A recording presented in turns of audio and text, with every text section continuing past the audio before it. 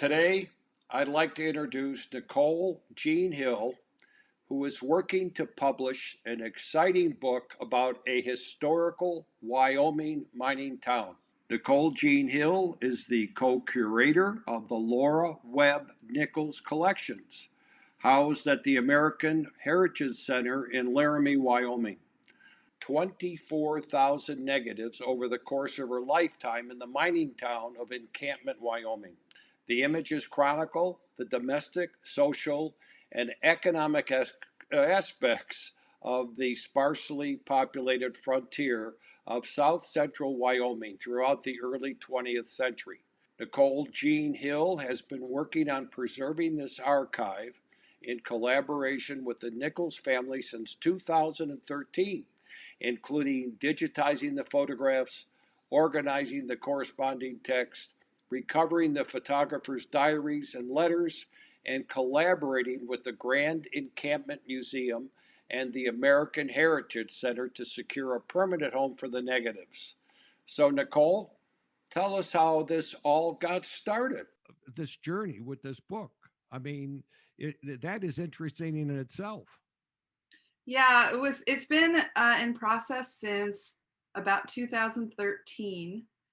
And I didn't know anything about Lora Webb Nichols at all, but I had heard that there was a collection of these photographs in Encampment because I had done a residency near there back in 2012. And I was sort of curious about what the photographs contained. And so I made a trip out to Encampment in 2013 to kind of check it out.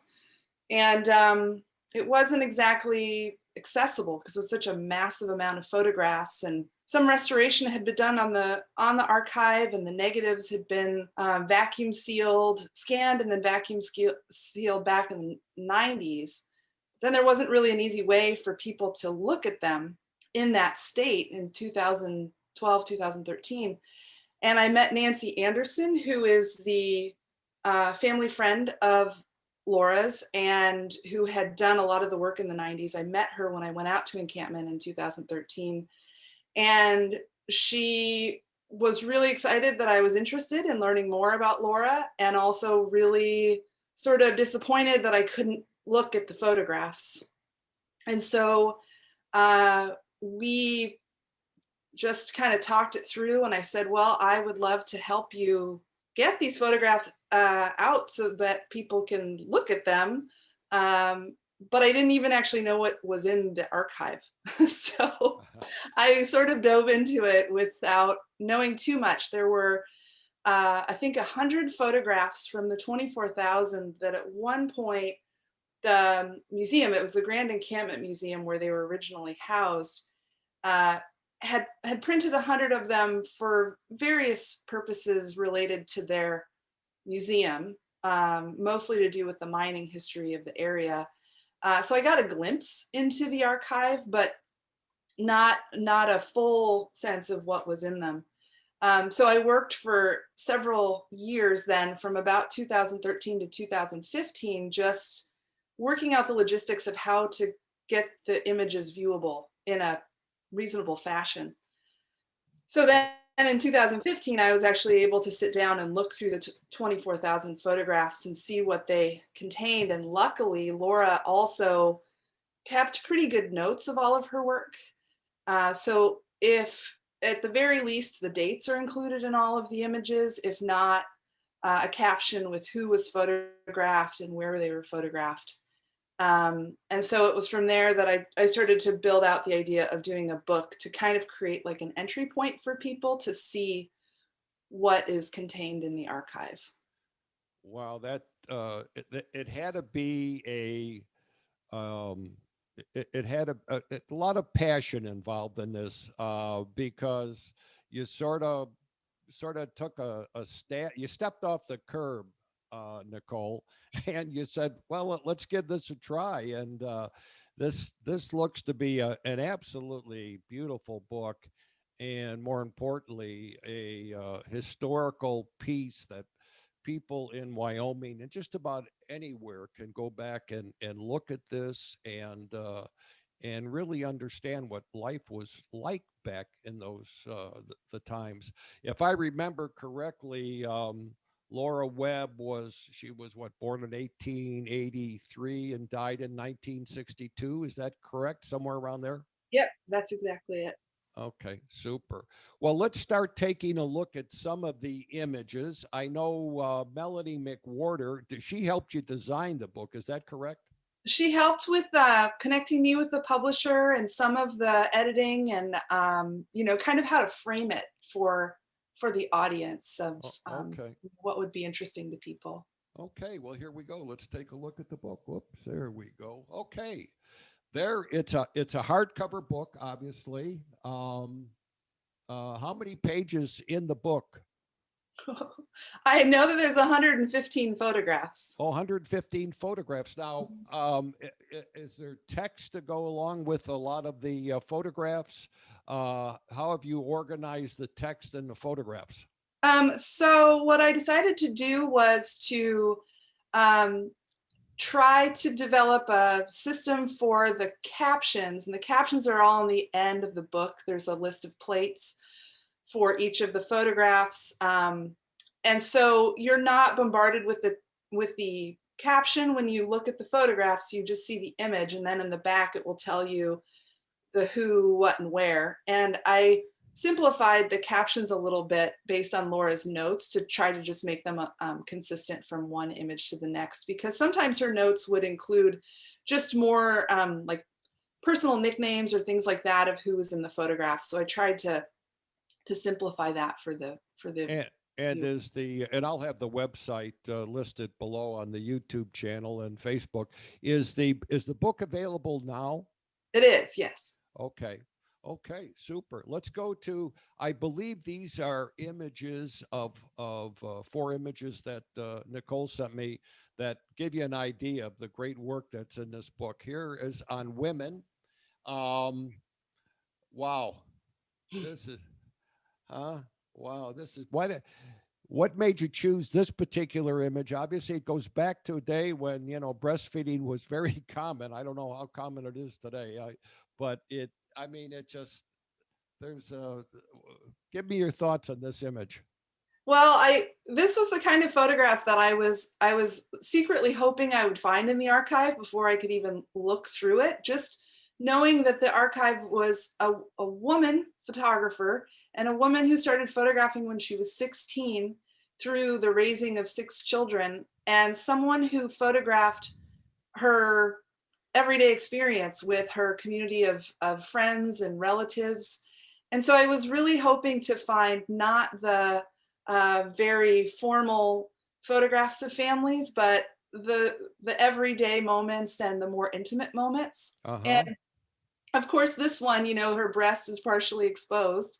Yeah. So it was unexpected, I think, in this time frame. And I don't remember the exact year of this picture. I think it's around 1909, 1911. And so I was excited to find this kind of photograph. And from where she's photographing, when Laura's taking this picture, she's probably down on her knees or kind of sitting on the floor near the woman. So you can kind of tell that they obviously have a close relationship. And then the woman's expression is just kind of sort of coy, and she knows that she's being photographed in this intimate moment, which maybe was a little risque for the time period, especially. Yeah. And so that's why I was really struck by this photograph.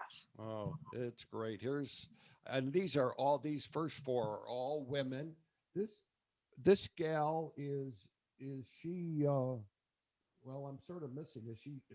Is she sort of sweeping or? Could you repeat that? I didn't hear. I'm sorry. This gal here, why don't you describe this image for the audience? So this woman is in an inside space in a cabin, and she has really, really long hair, and her hair is down, and she's kind of bending over and brushing her hair out.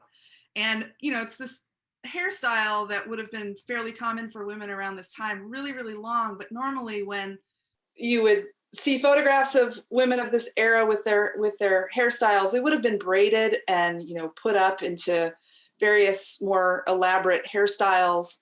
And this is clearly, you know, maybe her like weekly hair maintenance, where she brings the hair down out of the braids and brushes it out, which, you know, takes a lot of work and time. And so Lora caught this sort of intimate moment of this woman in the cabin brushing her hair out. So I kind of loved that. And in the archive, there's other photographs of this same moment around the same time, the woman standing up and the woman with a comb in her hair. But there's something I think really striking about the way that she's bending over and her hair almost reaches the floor. So you really get a sense of that length and just that intense amount of hair that she has. Wow. I mean, that's an image that I've never seen before. When I first saw, I have another screen here. Now, when I looked at it, I thought, what's going on there? Because I couldn't see all the hair. And wow, that is, the maintenance back then had to be phenomenal. Right. Wow. Okay. Yeah, and this was one of the photographs that I did see back in 2013. I don't remember how it exactly, like if I saw a scan of it or if the museum had printed it at some point, but this was the photograph that I kind of clung to, that I was like, oh, I think that this archive, even though I can't see it right now, I know there's going to be some really great gems in there. Wow. Okay, let's take a look at the next one. Yeah. So there's a ton of photographs in the archive of people in trees. Oh, wow. Okay. And I think that there's a few things that I think are interesting about this one. So one of the things about this photograph that is noteworthy is that Lora didn't actually take this photograph. This was made by another photographer, which is a part of Lora's archive that is really interesting. She wasn't just an image maker herself, but she did photo finishing for other people in the community, her relatives, employees that she had working for her, people throughout the community that would hire her to develop and print their negatives. And then she would collect images that she thought were interesting to either turn around and sell as postcards in the drugstore or just for her own interest and collection. And so a lot of the things that she collected were just women and girls in these very kind of whimsical scenarios. And so that's why there's other photographs Lora took of women in trees, but I thought this one was particularly interesting because the woman has a bonnet on in the foreground and she's got a dress and she's clinging to this tree and there's, you know, someone else behind kind of grasping a limb. Yeah. So it's I think a really exciting image. It is unusual, that's for certain. And the tree doesn't look big enough to hold the two women. I mean, that's a pretty thin tree. Okay, Yeah. let's take a look at this one. This looks, well, I'll let you describe this. This is probably one of my favorite photographs in the book.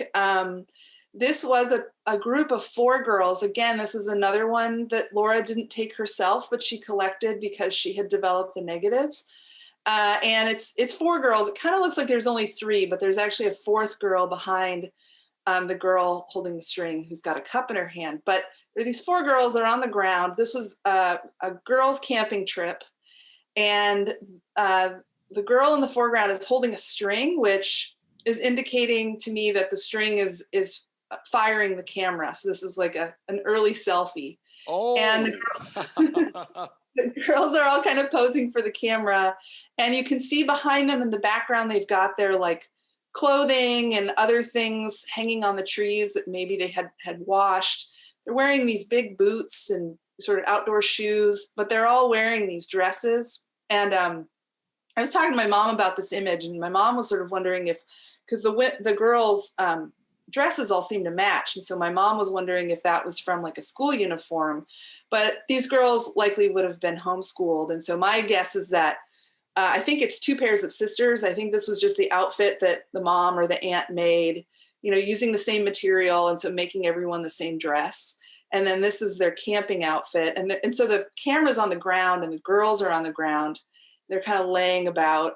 And This is actually from a series of photographs that Lora collected from these girls from this camping trip. And so they had other ones where they posing on their horses, posing in, you know, different ways at their campsite. But this one, there's something about their expressions that are so serious and captures, I think, a little bit of their personality.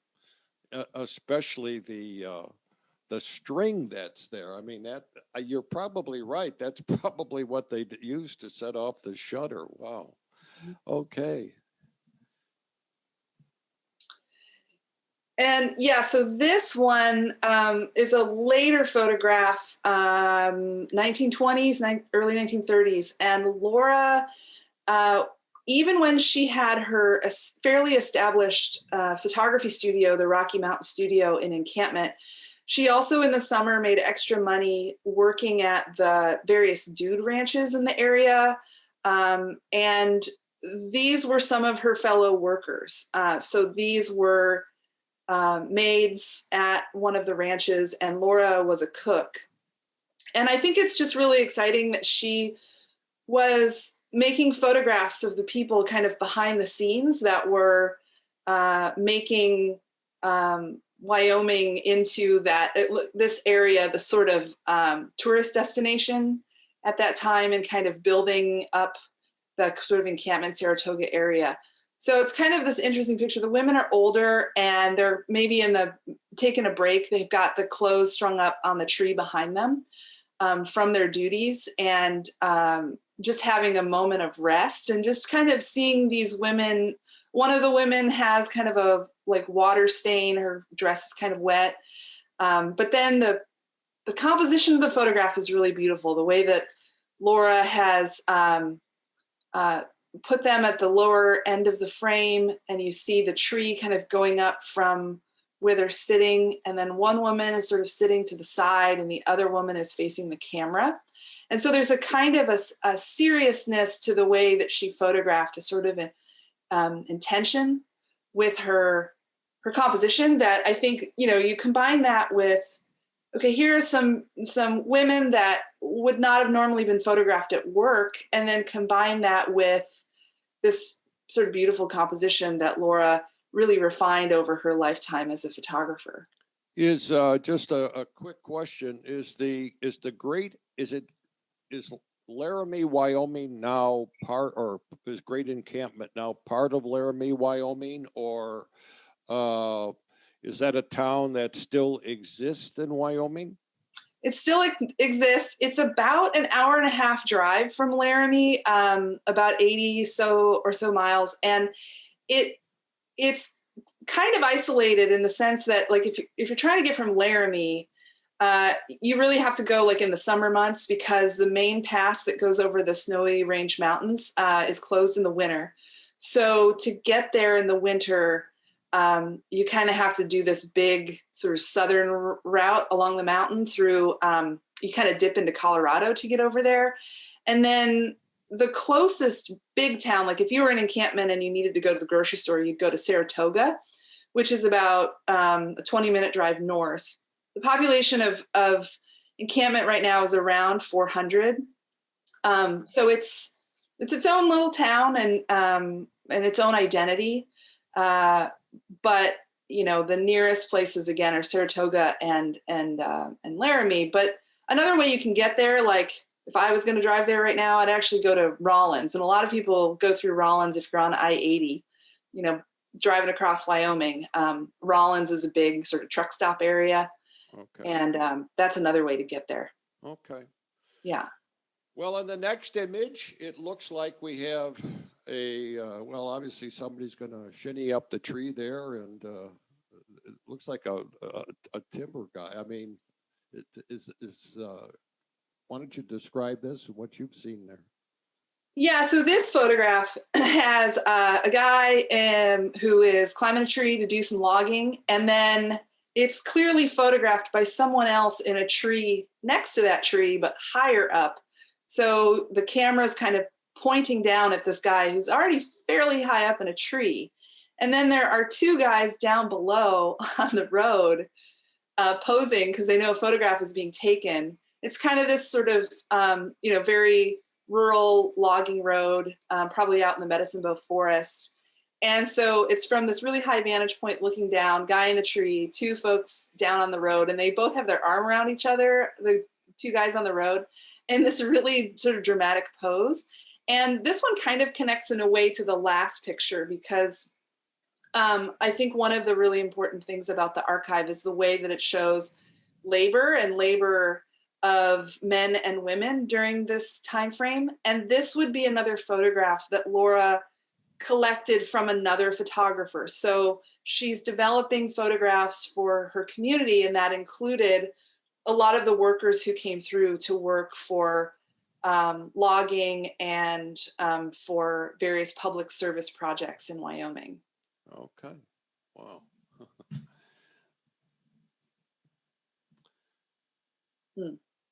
And yeah, here's another photograph that she collected. This photograph, I don't exactly know if these guys were working on the railroad or just an erosion project or building the big snowbank things that are in Wyoming. But this one for me is really striking because it's a series of four guys. They're all holding large pieces of wood. And there's just this beautiful, it's a vertical photograph, and just this beautiful kind of like earth and sky, this big sky above them. They're kind of standing in a row, probably photographed by another worker out on the site. Okay, I think we're going to go into the portraits now. This first one here is interesting. Well, with all the snow that they've had down in Texas, this ought to be right, relevant for the people listening in. So go ahead. So I included this one in the book, is in the essay section. This is actually a picture of Lora herself. And I don't know if this was, I think this was maybe photographed by her mother or someone in the family. But I thought this was noteworthy. There's a lot of pictures similar to this, where Lora's circumstances were such that her first husband was a miner. Her second husband was also a miner and did other things. But in that community, a lot of times the men were off working for long stretches of time, or traveling to find work.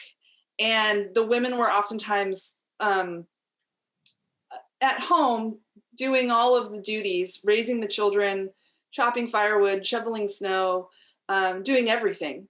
And Lora photographed that. So there's just photographs of the women and the children sort of rallying to do all of the domestic and home chores inside and outside the home. So this is a photograph of Lora in her sort of winter cap and her jacket and pants and boots, out shoveling this massive amount of snow. And the photograph is taken like kind of from an inside space, looking out at her doing the very hard work of shoveling snow around the house. Yeah, there were no snow blowers. And I was going to ask you, what kind of mine was in Encampment? It was a copper mine. Okay. Yeah. Okay. And was it, I'm going to bring up another image. This is great. This is a conversation here. It's interesting. But when the copper, I would imagine they're not mining copper anymore. They're in Encampment. Did the town go from, they're at, you said 400 now. Was it like, what was the height of the population? Do you remember at one time? It's really hard to get that number. Actually, that was a big sort of mystery in my research, because the number I now say, based on my research, is that it peaked at around 2,000. But sometimes you see numbers that say 9,000, 7,000, these really big numbers. But I went through and looked at the census data for that time period, and it's kind of unclear whether the number that they give is for the whole county, which is Carbon County, which actually is really large in terms of square miles, or if it's referring to Encampment. So it seems like the the most likely high end number is about 2,000, and then now it's settled down to 400. Okay. Well, here's an interesting image, and this one to me has a lot of emotion. Why don't you carry on from there? Yeah, so Lora photographed like everybody in her community, friends, strangers, family, and she photographed people over the course of time. So you'll see a lot of photographs of children that then grow up into adolescents and young adults. And in this particular period of time, this would have been late 20s, early 30s. She photographed a lot of the people in the community who were like on the cusp of adulthood, getting married, doing things like engagement portraits and things like that. And I think this photograph of this couple is particularly beautiful because instead of looking at the camera, they're looking at each other. They're looking at each other with this really intense gaze. And then there's just this really sort of beautiful, subtle tree in the background. And just kind of thinking about Laura's sort of frame of mind as the photographer, thinking about, normally we think about making a portrait of a couple or, an engagement photo or wedding photo. And we think about, okay, having the two people looking at the camera, the way they take up the frame, in a photograph. And this one is just different than others. It's a horizontal photograph, and the two people are on either side, right and left, and then looking at each other. And then in the center is just that space between them. So I think that is really intriguing. Yeah, that is a very interesting photo. Okay. Uh-huh. Quite a different photo. I mean, just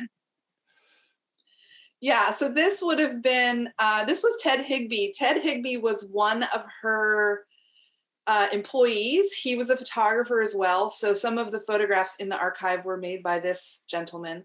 He worked for the Rocky Mountain Studio, going off and doing photo shoots for the industry that remained in the area and the ranches and things. And he had this very pronounced and intriguing mustache and these really thick eyebrows, and he always had his hair sort of slicked back. So I recognized Ted quite a bit in the photographs throughout the archive.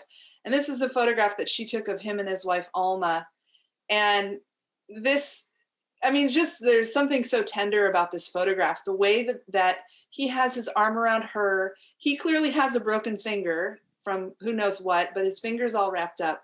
He's looking at the camera, she's looking at the camera, but you really sense that they're looking at Lora because their guard is down. And then Alma has her head on Ted's shoulder, and they're dressed up for some sort of event. He's got a suit and tie on, and she clearly has some sort of like velvet jacket. But there's something about this photograph that I think really tells a lot about Laura's relationship to the people around her, and then her relationship that developed because of the camera, and that how she was able to make portraits of people where they don't feel like they're posing. And because we are now looking at them, it's like they're looking at us. And so they were looking at Lora and Laura's looking at them through her camera. But now we have this experience that's sort of broken down. And then we just have this couple staring back at us in this really kind of unguarded way. It is, yeah, and I love the lighting, although it's obviously full frontal lighting. It's just the detail that she's brought out, and it's really just beautiful. Okay. Did she do a lot of portraits of kids? Yes, she did, and she had 6 children herself, so of course they are photographed quite a bit. These were not her children. These were, I think, family friends. And I think the same, kind of going off of the photograph from before of Ted and Alma, she must have just had her camera out all the time. So you think about now, like whenever I photograph my nieces and nephews or other kids, they're, oh, camera's out. So they start to perform in this way that makes it hard to get a photograph that feels anything other than just chaos. But I think that with Lora, she was just constantly making photographs. And so again, the kids there's two kids, they're standing on a chair and they look to be probably like between 3 and 5 years old, a boy and girl, brother and sister. The sister is a little older, has her arm around the boy, and they just seem to be having a peaceful moment of pause for the photograph. But it's not photographed in a studio. You can kind of see the heater in the background and a tablecloth. And so this is obviously just in, the house, and not in a super formal setting. But she gets this sort of gravity with the portrait that I think is really unique to her. And the fact that she could do this with the children she photographed, there's quite a few photographs of children in the book. And you just really can see it's what so many photographers strive for with their work in terms of photographing other people. Yeah. Oh, okay. Another interesting one. Yeah, so these photographs are really exciting, really cool. Nancy Anderson, who, as I mentioned, is the co-curator of the archive, she was very well familiar with the archive because she and her husband had scanned all the photographs in the 90s. And she said, "Oh, I know you're going to like when you get to the Sugar Bowl portraits." And I didn't know what she was talking about until I finally was able to see the full archive. And in 1933, this is like the height of the Great Depression.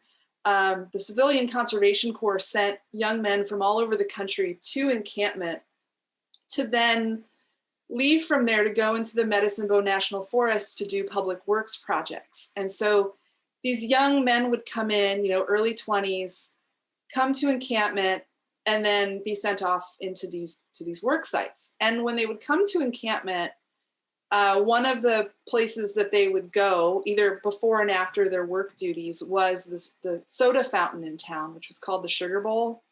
And Lora actually owned the Sugar Bowl as well. It was sort of down the street from her photo studio. And she made a point to photograph all of these young guys when they'd come through. And most of them are photographed either inside the soda fountain or just outside on the sort of wooden walkway that was out in front. And oftentimes sometimes they're in their work uniforms, like these two guys. They're sitting in front of this soda fountain counter on a couple of stools. They've got their arms around each other, really relaxed and laid back. Sometimes they were dressed like these gentlemen. Sometimes they dressed up for their photographs or were just dressed up because it was their day off. And so there's this really cool series of portraits from 1933 that really speak to, I think, a unique time and place in American history as it's connected to encampment history. Wow. Yeah, I love his long boots. Gosh. Wow. Hang in. Okay. Here we go. Mm-hmm. So this photograph is her second husband, Guy Nichols. And this is from 1919. And I know that very well because this was captioned by Lora as Guy recovering from the flu of 1919. So, oh, wow. It's interesting, of course, right now in the middle of our pandemic. But it's also really interesting because it's not something that most people would think to photograph. Like, I certainly, if I was recovering from the flu, I probably wouldn't want anyone to take my picture. Yeah.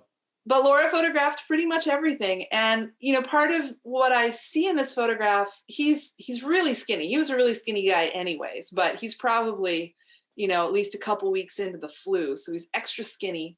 He doesn't have pants on. He's laying in their sort of ornate bed with this peeling wallpaper behind him. And then there's this window with this really beautiful light coming in. And he's laying back with his arms back behind his head, looking up kind of at the ceiling. And, I kind of wondered, was Lora taking this picture sort of understanding the historical significance of her moment in time, which I sometimes get a sense of with what she did decide to photograph and collect. But there's also probably a side of her that was thinking, oh, there's also this really beautiful light. So there's this really beautiful photographic moment happening. And then we are left with this, kind of intriguing photograph that is also really interesting for photo history, and seeing photographs of illness that we maybe otherwise wouldn't really see from that era. I mean, we see photographs from that pandemic, but oftentimes they are of hospitals and, taken by the nurses or doctors in that more institutional setting. But this is someone at home in their bed, recovering from this illness that impacted so many people. Wow. When I first did her first husband, you said she had a first husband. Did he pass away from a mining accident or just natural causes, or? They actually divorced in 1910, which is another kind of interesting part of her biography, because obviously divorce would not have been very common. And one of the things I should mention too is that Lora left behind 7 decades worth of diaries. And so I've had the opportunity to read her diaries as well. And there's not a lot of information about what exactly happened with the first husband. There's just sort of like you reading between the lines that he was probably, maybe slightly abusive or other issues there. But I don't actually know what happened to him after they divorced in 1910. Okay, the next photograph. So I wanted to include this one because it is a photograph of a Christmas tree. And I think it does a really good job in terms of, I put this one in the book because I want people to know what's in the archive. And she liked to show the passing of time with her photographs. So every year she would photograph the Christmas tree. And then every year she would photograph her kids with a birthday cake with their initials and what age they were turning. So in the archive, you get to see this transition of the Christmas tree evolve from being in the wood cabin in Encampment to later when she, moves away to California to when she moves back to Encampment.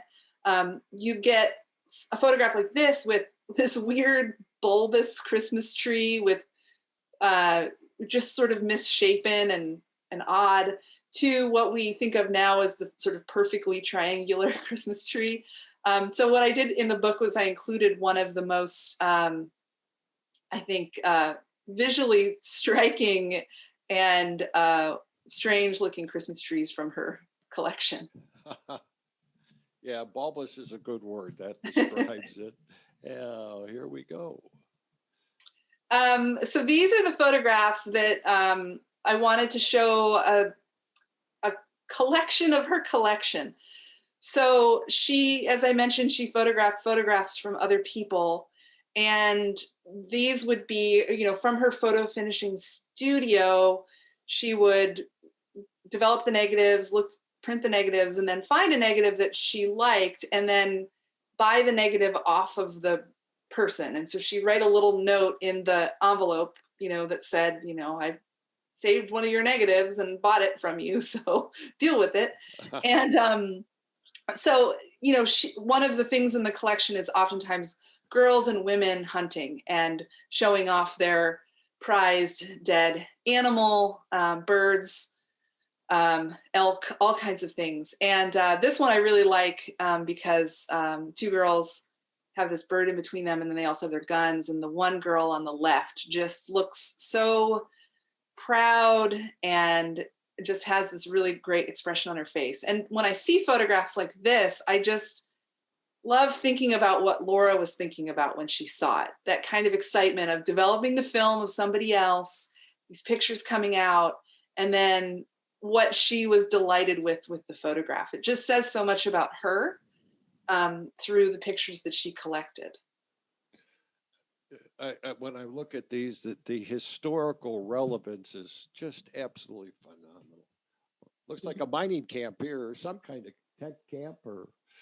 Yeah, so this is another photograph that she collected. Now, this is Ted Higby again, the guy who was in the photograph with his wife with the broken finger. He doesn't have his mustache on though. He must have shaved it. But he's the second guy from the left, and so Ted must have set this up as a selfie of the group. And I don't know what kind of work site he was at. I'm not sure if it was mining or if it was related to the forest roads or logging, but this was obviously his work crew, and they're in a tent, and one guy has like the wash tub and the washboard. Another guy has a guitar, and they're all just posing for this photograph. And this photograph wasn't in the original edit of the book, but then when I was going through the images and doing the restoration on the files and looking through them, I ran across this one, and I just thought, this is just so great. I mean, there's a range of ages of the guys, probably age 20 to maybe their 60s, because there's the older guy on the right. And this is just such a beautiful photograph. The lighting is really beautiful, and the way that they have sort of arranged themselves in the composition, with the guitarist in the center, the guy with the wash tub on the left, and then Ted's there with the hat and his big eyebrows. It's just a really intriguing photograph for me. Oh, okay. And oh yeah. I remember seeing this when we first talked. The gal with I can't tell now. Is that a dog? A small dog? Yeah. Is that a small? Yeah. Okay. Yeah, it's a small dog. His name was Buttons. Oh, you even know his name. Yeah. Oh, This was one of the earliest photographs that Lora took. And it's also, I mean, there's so many things that I always say are like my favorite with the book, but one of the other things that is my favorite is the way that she photographed animals, and the relationship between people and their animals. Dogs, cats. The cover of the book obviously has her sister with a cat in it. Also, animals that they hunted and all that sort of thing. And this one I just thought was just so lovely, because the girl is sitting on the stoop of the front house of this small home, and then she's got Buttons there, and she's just kind of taking his head and sort of petting just his head with both of her hands. And the way that she's sitting on the stoop is really interesting, with her sort of one leg hanging down. And you just see this really, I think, Lora would have made this at, probably the age of 16. They're photographing all the things that were in their lives and the things that they loved, including their animals. This is a very tender photograph. I don't know if that's the right word, but it is great. Well, hang in there. There I am. Okay. Get to zoom here. There we go. Super. Nicole, I have to tell you, first of all, the first thing I'm going to do is purchase the book, because it's a lovely book. And what amazes me is that you not only have the photographs, but you understand the historical narrative behind the photographs, which, makes the book a lot more significant to me, that when the photographs are placed in the book, they have they belong there. Do you know what I mean? Does that make sense? I do. Yeah, totally. And so, well, I really appreciate you coming on the vlogcast. I will put a link to your webpage where the book is at. And, I wish you a lot of success with this. I think it's, you spent what 5 or 6 years on this? Would that be accurate, or? I think it's close to 7 now. It's going on year 7. Oh, wow. That's a phenomenal amount of work, but the book is great. I can't I can't wait to look forward to getting it. So, but anyway, you take care of yourself. Stay in the warm weather in California. Don't go back to Wyoming quite yet.